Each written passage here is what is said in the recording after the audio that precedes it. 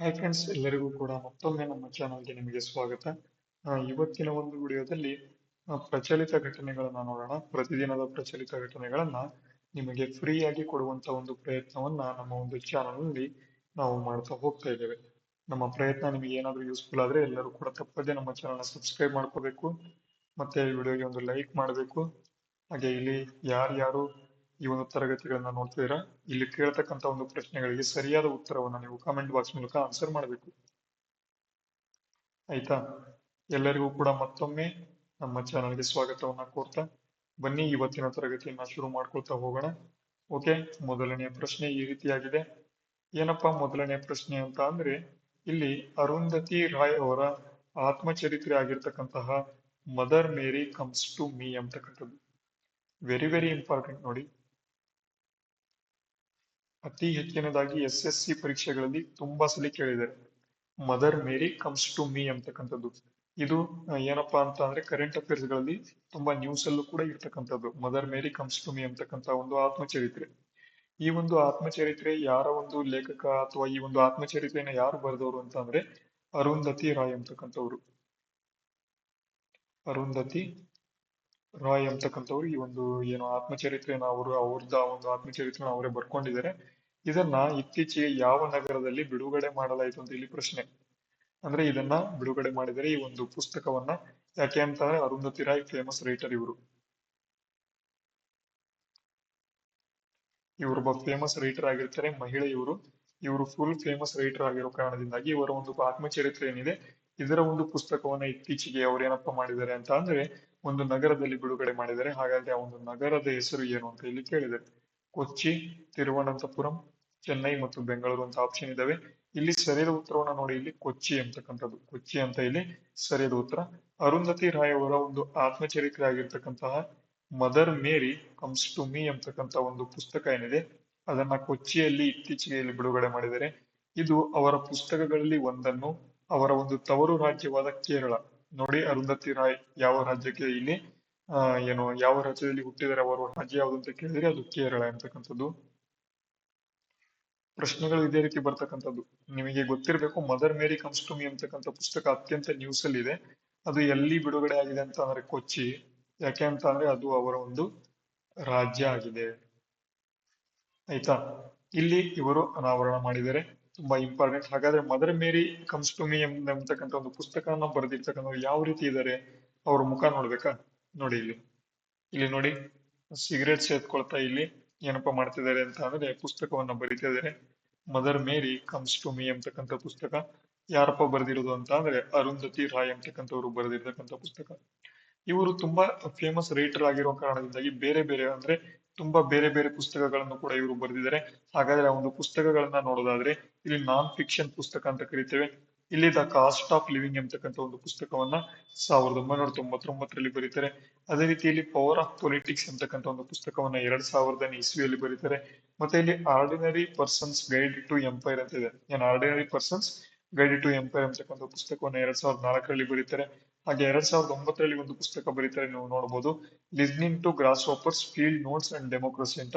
ಇಲ್ಲಿ ಎಲ್ಲವೂ ಕೂಡ ಇಂಗ್ಲಿಷ್ ನಲ್ಲಿ ಪುಸ್ತಕವನ್ನ ಬರೀತಾರೆ. ಇಲ್ಲಿ ಏನು Mother Mary comes to me ಪುಸ್ತಕ ಕೂಡ ಇಲ್ಲಿ ಇಂಗ್ಲಿಷ್ ನಲ್ಲಿ ಇರ್ತಕ್ಕಂಥದ್ದು. ನೆಕ್ಸ್ಟ್ ಇಲ್ಲಿ 2011ರಲ್ಲಿ ಒಂದು ಪುಸ್ತಕ ಬರೀತಾರೆ, ಅದು ಯಾವಪ್ಪ ಅಂತ ಅಂದ್ರೆ ವಾಕಿಂಗ್ ವಿತ್ ದ ಕಾಮ್ರೇಡ್ಸ್ ಅಂತಕ್ಕಂಥ ಒಂದು ಪುಸ್ತಕ 2011ರಲ್ಲಿ ಬರೀತಾರೆ. ಕ್ಯಾಪಿಟಲಿಸಂ ಎ ಘೋಸ್ಟ್ ಸ್ಟೋರಿ ಅಂತಕ್ಕಂಥ ಒಂದು ಪುಸ್ತಕ 2014ರಲ್ಲಿ ಬರೀತಾರೆ. ನೋಡಿ, ಇವು ಎಲ್ಲವೂ ಕೂಡ ತುಂಬಾ ಇಂಪಾರ್ಟೆಂಟ್ ಆಗಿ ಇದು ತುಂಬಾ ಇಂಪಾರ್ಟೆಂಟ್. ಅದರ ಆದ್ಮೇಲೆ ಇಲ್ಲಿ Mother Mary comes to me ಅಂತಕ್ಕಂಥ ಪುಸ್ತಕ ವೆರಿ ವೆರಿ ಇಂಪಾರ್ಟೆಂಟ್. ಪ್ರಶ್ನೆಗಳನ್ನ ಡೈರೆಕ್ಟ್ ಆಗಿ ಕೇಳ್ತಾರೆ, ಅದಕ್ಕಾಗಿ ನೆನ್ಪಿಟ್ಕೊಳ್ತಾ ಹೋಗಿ. ಓಕೆ, ಮುಂದಿನ ಒಂದು ಪ್ರಶ್ನೆ ಇಲ್ಲಿ ನೋಡಬಹುದು, ರಾಯಲ್ ಭೂತಾನ್ ಬೌದ್ಧ ದೇವಾಲಯವನ್ನ ಯಾವ ರಾಜ್ಯದಲ್ಲಿ ಉದ್ಘಾಟನೆಯನ್ನ ಮಾಡಲಾಯಿತು ಅಂತ. ಅತಿ ಇಂಪಾರ್ಟೆಂಟ್ ಆಗಿ ಬುದ್ಧಿಸಂ ಬಗ್ಗೆ ಪ್ರಶ್ನೆಯನ್ನ ಕೇಳ್ತಾರೆ. ನೋಡಿ, ನಾನು ಪೊಲೀಸ್ ಕಾನ್ಸ್ಟೇಬಲ್ ಎಂದು ತರಗತಿಯನ್ನ ಮಾಡಬೇಕಾದ್ರೆ ಈ ಒಂದು ಬುದ್ಧಿಸಂ ಬಗ್ಗೆ ನಾನು ಸಂಪೂರ್ಣವಾಗಿ ಹೇಳಿದ್ದೇನೆ. ಆ ಒಂದು ವಿಡಿಯೋ ಲಿಂಕ್ ಅನ್ನ ಇಲ್ಲಿ ಐ ಕಾರ್ಡ್ ನಲ್ಲಿ ನಿಮಗೆ ಸಿಗುತ್ತೆ. ಇಲ್ಲಿ ಐ ಕಾರ್ಡ್ ಅಂತ ಬರುತ್ತೆ ನೋಡಿ, ಇಲ್ಲಿ ನಿಮಗೆ ಸಿಗುತ್ತೆ, ನೀವು ಆ ಒಂದು ವಿಡಿಯೋನ ನೋಡಬಹುದು. ಈ ಒಂದು ಬುದ್ಧಿಸಂಗೆ ರಿಲೇಟೆಡ್ ಆಗಿ ಯಾವ ಒಂದು ಪ್ರಶ್ನೆಯೂ ಕೂಡ ನಿಮಗೆ ಮಿಸ್ ಆಗೋದಿಲ್ಲ, ಇಲ್ಲಿ ನೀವು ನೋಡ್ಕೊಂತ ಹೋಗ್ಬೋದು.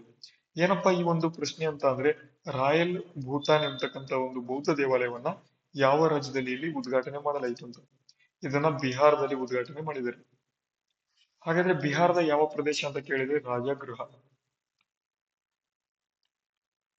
ರಾಜಗೃಹ ಅಂತ ಕರೀತಾರೆ. ಈಗ ಏನಾಗಿದೆ ಅಂತಂದ್ರೆ ರಾಜಗೀರ್ ಆಗಿದೆ. ರಾಜಗೀರ್ ಅಂತ ಈಗ ಕರೀತಾರೆ. ನೋಡಿ, ಪಶ್ಚಿಮ ಬಂಗಾಳ, ಬಿಹಾರ, ಸಿಕ್ಕಿಂ ಮತ್ತೆ ಅಸ್ಸಾಂ ಇದೆ. ಇಲ್ಲಿ ಬಿಹಾರ ಸರಿಯಾದ ಉತ್ತರ. ಅದಕ್ಕೆ ಸಂಬಂಧಪಟ್ಟಂತೆ ಮಾಹಿತಿಯನ್ನು ಕೂಡ ಕೊಟ್ಟಿದ್ದೇನೆ. ಬಿಹಾರದ ರಾಜಗೀರ್ನಲ್ಲಿ ರಾಯಲ್ ಭೂತಾನ್ ಬೌದ್ಧ ದೇವಾಲಯವನ್ನ ಉದ್ಘಾಟನೆ ಮಾಡಿದ್ದಾರೆ. ಇದು ಬೌದ್ಧ ಧರ್ಮಕ್ಕೆ ಸಂಬಂಧಪಟ್ಟಂತಹ ಪ್ರಮುಖ ಐತಿಹಾಸಿಕ ಮತ್ತು ಆಧ್ಯಾತ್ಮಿಕ ತಾಣ ಆಗಿರ್ತಕ್ಕಂಥದ್ದು. ಭಗವಾನ್ ಬುದ್ಧನು ತಪಸ್ಸು ಮಾಡಿದಂತಹ ಹಲವಾರು ಬೋಧನೆಗಳನ್ನು ನೀಡಿದ ಸ್ಥಳವಾಗಿರೋದ್ರಿಂದ ರಾಜಗೀರ್ ಎಂಬತಕ್ಕಂಥ ಒಂದು ಏನು ಸ್ಥಳಕ್ಕೆ ಇಲ್ಲಿ ಹೆಚ್ಚಿನ ಮಹತ್ವ ಇಲ್ಲಿ ಕೊಟ್ಟಿದ್ದಾರೆ.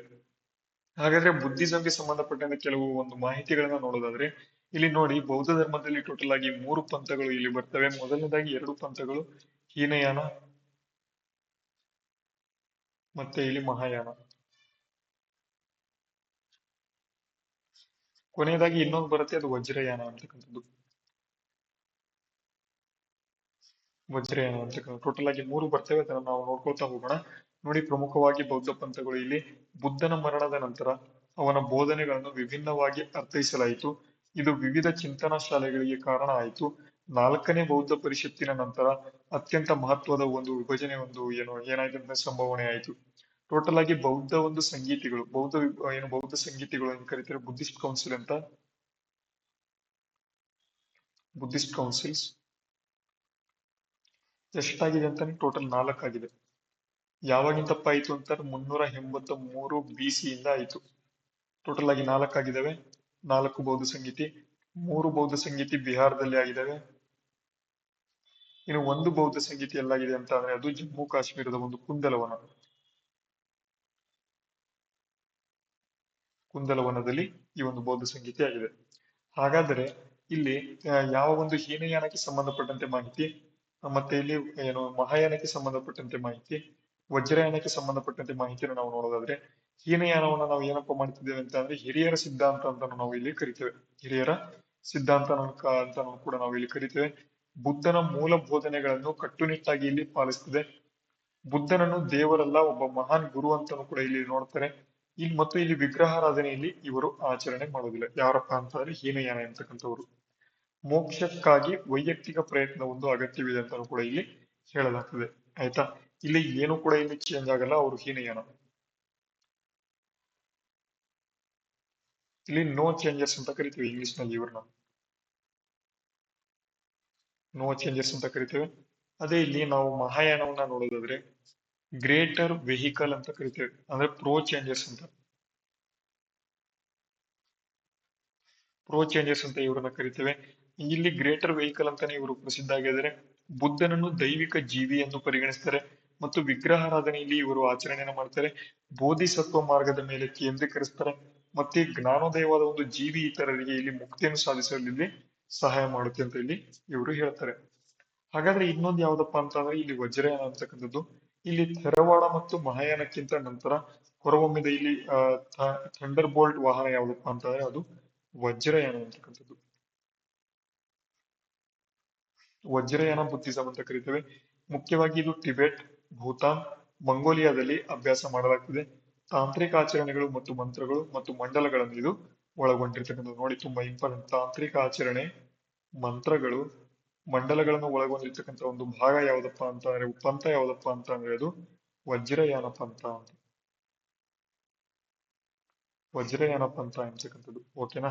ಹಾಗಾದ್ರೆ ಇನ್ನೊಂದು ಇಂಪಾರ್ಟೆಂಟ್ ಬುದ್ಧಿಸಂಗೆ ರಿಲೇಟೆಡ್ ಆಗಿ ನಮ್ಮ ಒಂದು ಡಾಕ್ಟರ್ BR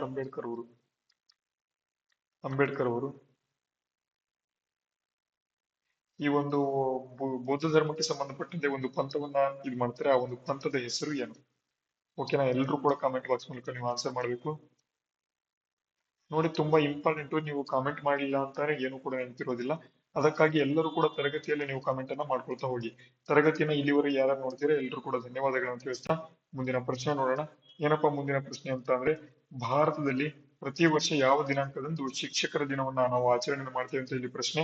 ನೋಡಿ, ಸೆಪ್ಟೆಂಬರ್ 5ನೇ ತಾರೀಕಿನಂದು ನಾವು ಪ್ರತಿ ವರ್ಷ ಶಿಕ್ಷಕರ ದಿನವನ್ನ ಆಚರಣೆ ಮಾಡ್ತೇವೆ. ನೋಡಿ, ಭಾರತದಲ್ಲಿ ಶಿಕ್ಷಕರ ದಿನವನ್ನ ಇಲ್ಲಿ ಸೆಪ್ಟೆಂಬರ್ 5ರಂದು ಆಚರಣೆ ಮಾಡ್ತೇವೆ. ಯಾಕಪ್ಪ ಅಂತ ಅಂದ್ರೆ ಡಾಕ್ಟರ್ ಸರ್ವೇಪಲ್ಲಿ ರಾಧಾಕೃಷ್ಣ ಅವರ ಒಂದು ಜನ್ಮದಿನ. ಇವರ ಒಂದು ಜನ್ಮದಿನಕ್ಕಾಗಿ 1962ರಿಂದ ನಾವು ಏನಪ್ಪಾ ಮಾಡ್ತಿದ್ದೇವೆ ಅಂತ ಅಂದ್ರೆ ಈ ಒಂದು ಟೀಚರ್ಸ್ ಡೇನ ಆಚರಣೆ ಮಾಡ್ತೇವೆ.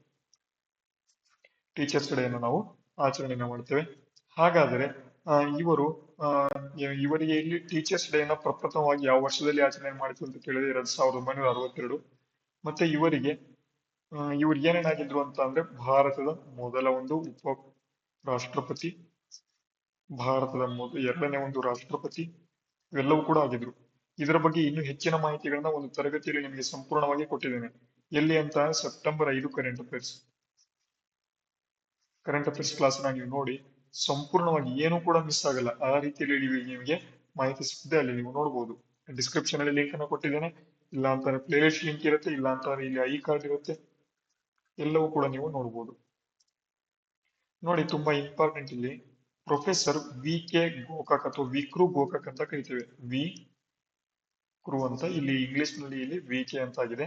ವಿಕ್ರು ಗೋಕಾಕ್ ಪ್ರಶಸ್ತಿಯನ್ನು ಯಾರಿಗೆ ನೀಡಲಾಗುತ್ತೆ ಅಂತ ಇಲ್ಲಿ ಪ್ರಶ್ನೆ ಕೇಳಿದರೆ KS. Nisar Ahmed, Girish Karnad, U.R.. Ananthamurthy, Anand V Patil ಅಂತಕ್ಕಂಥದ್ದು. ನೋಡಿ ತುಂಬಾ ಇಂಪಾರ್ಟೆಂಟ್ ಇಲ್ಲಿ ಮಕ್ಕಳ ಸಾಹಿತ್ಯಕ್ಕೆ ನೀಡಿರತಕ್ಕಂಥ ಒಂದು ಅತ್ಯುತ್ತಮ ಕೊಡುಗೆಗಳಿಗೆ ಹೆಸರುವಾಸಿಯಾಗಿರ್ತಕ್ಕಂಥ ಪ್ರಸಿದ್ಧ ಬರಹಗಾರ ಆನಂದ್ ವಿ ಪಾಟೀಲ್ ಅವರಿಗೆ ಏನಪ್ಪಾ ಕೊಡ್ತಿದ್ದಾರೆ ಅಂತ ಅಂದ್ರೆ ವಿ ಕೃ ಗೋಕಾಕ್ ಪ್ರಶಸ್ತಿನ ಇಲ್ಲಿ ನೀಡಿ ಗೌರವಿಸ್ತಾ ಇದ್ದಾರೆ. ತುಂಬಾ ಇಂಪಾರ್ಟೆಂಟ್ ಪ್ರಶ್ನೆ ಇದು, ಪಕ್ಕಾ ಪ್ರಶ್ನೆ ಕೇಳ್ತಾರೆ, ನೆನ್ಪಿಟ್ಕೊಳ್ಳಿ. ಡೈರೆಕ್ಟ್ ಆಗಿ ಇದೇ ರೀತಿಯಲ್ಲಿ ಕೇಳ್ಕೊಳ್ತಾ ಹೋಗ್ತಾರೆ. ಹಾಗೆ ಇಲ್ಲಿ ಕೊನೆಯ ಒಂದು ಪ್ರಶ್ನೆ ಏನಪ್ಪಾ ಅಂತ ಅಂದ್ರೆ ಭಾರತದ ಮೊದಲ ರಣಹದ್ದು ಸಂರಕ್ಷಣಾ ಪೋರ್ಟಲ್ ಅನ್ನ ಯಾವ ರಾಜ್ಯದಲ್ಲಿ ಇಲ್ಲಿ ಪ್ರಾರಂಭ ಮಾಡಲಾಗಿದೆ ಅಂತ ಪ್ರಶ್ನೆ. ಮಧ್ಯಪ್ರದೇಶ, ಅಸ್ಸಾಂ, ರಾಜಸ್ಥಾನ, ಗುಜರಾತ್ ಅಂತ 4 ಆಪ್ಷನ್ ಕೊಟ್ಟಿದ್ದೇವೆ. ಭಾರತದ ಮೊದಲ ರಣಹದ್ದು ಸಂರಕ್ಷಣಾ ಪೋರ್ಟಲ್ ಎಲ್ಲಪ್ಪ ಇಲ್ಲಿ ಯಾವ ರಾಜ್ಯದಲ್ಲಿ ಇಲ್ಲಿ ಪ್ರಾರಂಭ ಮಾಡುತ್ತೆ ಅಂತ ಎಲ್ಲರೂ ಕೂಡ ನೀವು ಕಮೆಂಟ್ ಬಾಕ್ಸ್ ಮೂಲಕ ನೀವು ಆನ್ಸರ್ ಮಾಡಬೇಕು. ಇದಕ್ಕೆ ಸಂಬಂಧಪಟ್ಟ ಮಾಹಿತಿನ ಇಲ್ಲಿ ಕೊಟ್ಟಿದ್ದೇನೆ, ಆದ್ರೂ ಕೂಡ ನೀವು ಏನಪ್ಪಾ ಮಾಡಿ ಅಂತ ಅಂದ್ರೆ ಆನ್ಸರ್ನ ಮಾಡಿ. ಮತ್ತೆ ಈ ಒಂದು PDF ನಿಮಗೆ ಬೇಕಾದ್ರೆ ಎಲ್ಲರೂ ಕೂಡ ನಮ್ಮ ಒಂದು ಟೆಲಿಗ್ರಾಮ್ ಚಾನಲ್ ಜಾಯ್ನ್ ಆಗಿ, ಓಕೆನಾ. ಈ ಒಂದು ಪ್ರಶ್ನೆಗೆ ಆನ್ಸರ್ನ ಮಾಡಿ. ಆಪ್ಷನ್ ಎನಾ, ಬಿನಾ, ಸಿನಾ, ಡಿನಾ ಅಂತ ಆನ್ಸರ್ನ ಮಾಡಿ. ಮತ್ತೆ ಈ ಒಂದು ವಿಡಿಯೋ ಯೂಸ್ಫುಲ್ ಆದ್ರೆ ವಿಡಿಯೋಗೆ ಒಂದು ಲೈಕ್ ಮಾಡಿ, ಶೇರ್ ಮಾಡಿ, ಸಬ್ಸ್ಕ್ರೈಬ್ ಯಾರು ಮಾಡಿಲ್ಲ ಸಬ್ಸ್ಕ್ರೈಬ್ ಮಾಡ್ಕೊಳ್ಳಿ. ಈ ಒಂದು PDF ಬೇಕು ಅಂತ ಅಂದ್ರೆ ಟೆಲಿಗ್ರಾಮ್ಗೆ ಜಾಯ್ನ್ ಆಗಿ, ಡಿಸ್ಕ್ರಿಪ್ಷನ್ ಅಲ್ಲಿ ಲಿಂಕ್ ಇದೆ, ಓಕೆನಾ. ಈ ತರಗತಿ ಯೂಸ್ಫುಲ್ ಆಗಿದೆ ಅಂತ ಅನ್ಕೊಂಡಿದ್ದೇನೆ. ಮುಂದಿನ ತರಗತಿಯಲ್ಲಿ ಸಿಗೋಣ. ಅಲ್ಲಿವರೆಗೂ ಜೈ ಹಿಂದ್, ವಂದೇ ಮಾತರಂ.